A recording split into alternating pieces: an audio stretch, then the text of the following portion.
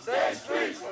Now. Safe Streets is one program poised to get some of the $22 million set aside for gun violence prevention programs from Baltimore City's allocation of federal COVID funding. However, that money isn't clearly reported online. The city's dashboard doesn't seem to match the announcement and the dollar amounts that you've made from the various announcements. Can you explain when that will be updated so the public can see how much money is being spent and where?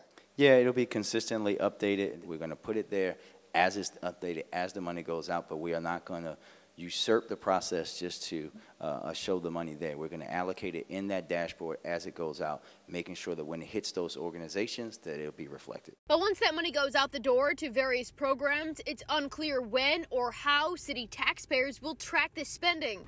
Online, there's no way to see if Safe Streets is spending the money on staff, administration upkeep, programming, or anything, keeping taxpayers in the dark, which is a problem for taxpayer watchdog David Williams. Just knowing which organizations are receiving the money is not enough. There needs to be more detail. Meantime, the mayor doubling down on pouring more money into the program despite 3 violence interrupters becoming a victim of the very violence they work to prevent in the city. Do you think that it's appropriate for the city to pause future funding? No, we won't.